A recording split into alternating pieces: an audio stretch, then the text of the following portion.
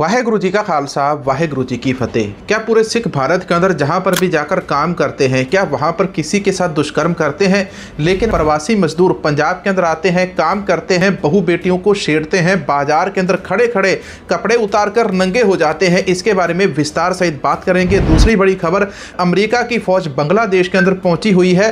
पाकिस्तान ने सऊदी अरब के साथ हाथ मिला लिया। पाकिस्तान के ऊपर हमला किया तो सऊदी अरब के ऊपर हमला माना जाएगा। सऊदी अरब के ऊपर हमला हुआ तो उसे पाकिस्तान के ऊपर हमला माना जाएगा।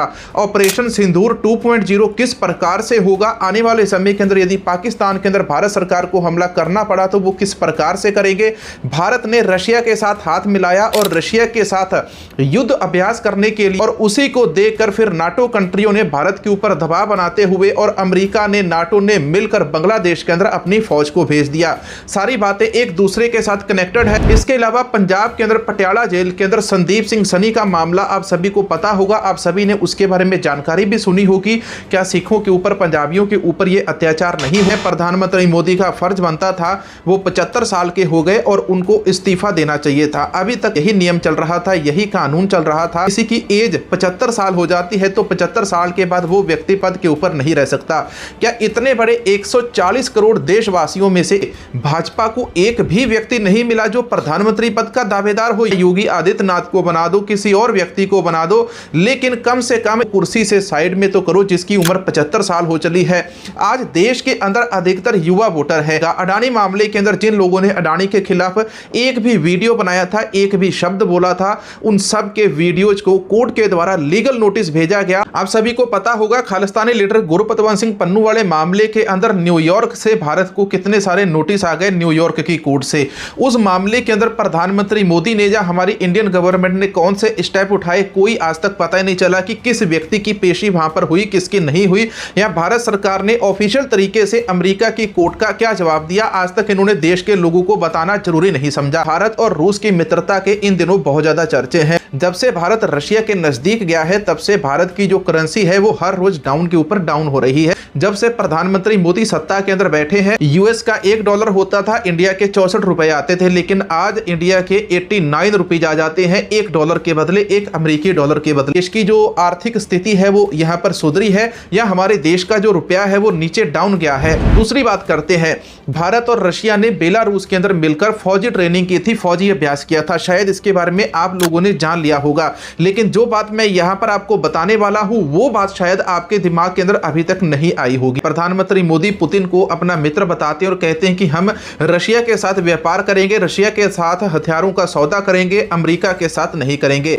अमेरिका, नाटो और यूरोप कंट्रियां पिछले हफ्ते उन्होंने मिलकर भारत के ऊपर टैरिफ लगाया था और डोनाल्ड ट्रंप ने नाटो कंट्रियों को कहा था कि भारत के ऊपर और ज्यादा टैरिफ लगाओ, ये रशिया से तेल खरीदना बंद नहीं करते। आज से 2 दिन पहले भारत और रशिया की जो सेना है, ये दोनों सेनाएं मिलकर बेलारूस के अंदर सैन्य अभ्यास करती हैं और पूरी दुनिया को दिखाती हैं कि भारत और रशिया एक साथ है। ये जो इतना बड़ा कांड कर दिया गया, इस सारे कांड को लेकर पूरी दुनिया के अंदर भारत की चर्चा हो रही थी, अच्छे तरीके से नहीं, बुरे तरीके से। एक तरफ जितनी भी अरब कंट्रीज है वो अलग इकट्ठी हो रही है, एक तरफ नाटो और यूरोपियन कंट्रीज अलग इकट्ठी हो रही है। अब रशिया हमारे ऊपर हमला करे, इससे पहले रशिया के पार्टनर भारत के ऊपर दबाव बनाया जाए। आने वाले समय के अंदर हो सकता है कि हमारे भारत देश के भी ऐसे ही हालात बन जाए, लेकिन यहां पर बांग्लादेश के अंदर जो तख्ता पलट हुआ, वहां पर तख्ता पलट अमेरिका ने करवाया। अमेरिका जहां चाहता है वहीं पर घुस जाता है और अमेरिका ने अब बांग्लादेश के अंदर अपना सैन्य अड्डा बना लिया। यदि आंकड़ों की बात करें तो आंकड़ों के मुताबिक ये जो सैन्य ठिकाना बांग्लादेश के अंदर बनाया गया है, अमेरिका भारत की जो 7 सिस्टर है उसको तोड़कर एक नया देश बनाने की सोच रहा है। दूसरी तरफ जो नाटो है, अलग अलग देशों के यूरोपियन पार्लियामेंट हो या नाटो के अधिकारी हो या नाटो के अर्थशास्त्री हो, वो भारत को तोड़कर खालिस्तान, जाट लैंड, तमिललैंड और 7 सिस्टर का एक क्रिश्चियन लैंड, 4 अलग नए देश बनाने की वो कोशिश कर रहे हैं। इस कोशिश के अंदर अमेरिका और नाटो लगा हुआ। जैसे जैसे भारत रशिया के नजदीक जाता जा रहा है, वैसे वैसे देश को टूटने वाले ये जो मैसेज है कहीं ना कहीं क्लियर हो रहे हैं कि आज की तारीख के अंदर भारत 3 तरफ से घिर चुका है। एक तरफ पाकिस्तान और सारी अरब कंट्रीज है, दूसरी तरफ है चाइना, तीसरी तरफ है अमेरिका जो बांग्लादेश के अंदर पहुंच गया। पाकिस्तान ने सऊदी अरब के साथ डील की, पाकिस्तान के ऊपर हमला सऊदी अरब के ऊपर भी हमला माना जाएगा। इन सारे देशों ने मिलकर पिछले दिनों एक नई फौज, नाटो फौज बनाने की इन्होंने तैयारी कर ली। तो कतर के ऊपर मिसाइल गिरते ही जितने भी अरब मुस्लिम कंट्रीज हैं, इन सारी कंट्रीज के द्वारा एक नई आर्मी तैयार की जा रही है, जिसको अरब नाटो कहा जा सकता है। इधर से ये नाटो वाली सेना, उधर से यूरोप वाली नाटो सेना, इधर से चाइना हमारे सर के ऊपर बैठा है। पाकिस्तान इकलौता देश है जिसके पास न्यूक्लियर बॉम्ब है। इधर इंडिया के पास न्यूक्लियर बॉम्ब है, उधर चाइना के पास भी है। अब बांग्लादेश के अंदर अमेरिका आकर बैठ गया। आप सभी लोग बहुत समझदार हैं, सभी लोग इंटरनेट के ऊपर हजारों खबरें देखते हैं। हमने जो आंकलन किया है वो ये आंकलन है कि बहुत जल्द अगले 3-4 महीनों के अंदर वर्ल्ड वार 3 शुरू होने वाला है। तीसरा विश्व युद्ध बहुत जल्दी शुरू होने वाला है। इधर हिंदू राष्ट्र वाले अपने देश को हिंदू राष्ट्र घोषित करके बैठे। मैं आपको हिंदू राष्ट्र वाला ना एक बयान सुनाता हूं। हिंदू राष्ट्र घोषित नहीं करना है, वो है, ऋषि मुनियों ने उसको राष्ट्र घोषित कर दिया है। हिंदू शब्द आजकल कर, वो किसी अधिकृत घोषणा का मोहताज नहीं है, वो एक सत्य है। मानने से आपका लाभ है, न मानने से आपका नुकसान है। अच्छा, ये यहाँ पर बैठकर प्रेस के अंदर, मीडिया के अंदर, देश के सामने बिल्कुल आज़ादी से इस प्रकार की बातें बोलते हैं। और यही बातें पंजाब के अंदर बैठा हुआ भाई अमृतपाल सिंह खालसा बोलता था। वो कहता था कि सिखों को सिखों का अलग देश चाहिए। तो अगर ये हिंदू राष्ट्र की बात कर सकते तो सिख देश के अंदर सिख राष्ट्र की बात क्यों नहीं कर सकते? वो भी, उनको भी देश के अंदर उतना ही अधिकार मिला जितने आरएसएस के मोहन भागवत के पास है। मोहन भागवत या आरएसएस ने देश की आज़ादी के लिए एक भी बलिदान नहीं दिया, लेकिन सिखों ने, पंजाबियों ने 90% से अधिक बलिदान दिया। और सबसे अधिक फांसी के ऊपर चढ़ने वाले भी सिख रहे। सिखों को कहा गया था कि तुमको पूरे देश से अधिक अधिकार पंजाब स्टेट को दिए जाएंगे। पंजाब, हरियाणा, हिमाचल वाला पंजाब, आज वाला पंजाब नहीं।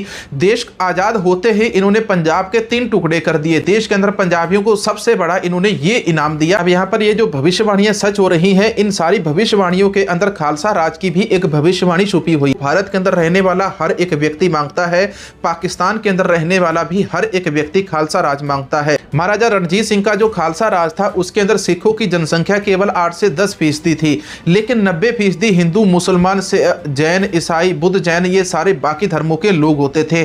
और वो 8% लोग 90-95% लोगों के ऊपर किस प्रकार से राज करते थे। और कभी भी उनके राज के अंदर उन 90-95% लोगों को एक भी समस्या का सामना नहीं करना पड़ा था। उनके राज के अंदर शिक्षा का स्तर सबसे ऊपर था, उनके राज के अंदर रोजगार का स्तर सबसे ऊंचा था। और उनके राज की जो करेंसी थी, उस करेंसी खालसा राज का 1 सिक्का और इंग्लैंड के 11 सिक्के आते थे। बरतानवी साम्राज्य का जो पौंड होता, खालसा राज का 1 रुपया मान लो, और इंग्लैंड के $11 आ जाते थे। और आज भारत की करेंसी देखो कि आज इंग्लैंड का 1 सिक्का होता है, इंग्लैंड का 1 पाउंड होता है, और भारत के तकरीबन 110 से 115 रुपए बन जाते हैं। इसीलिए जो गोरों का साम्राज्य था वो सबसे पहले भारत को गुलाम बनाने से पहले उन सभी ने सोचा कि सबसे पहले खालसा राज को, महाराजा रणजीत सिंह के राज को गिराना होगा।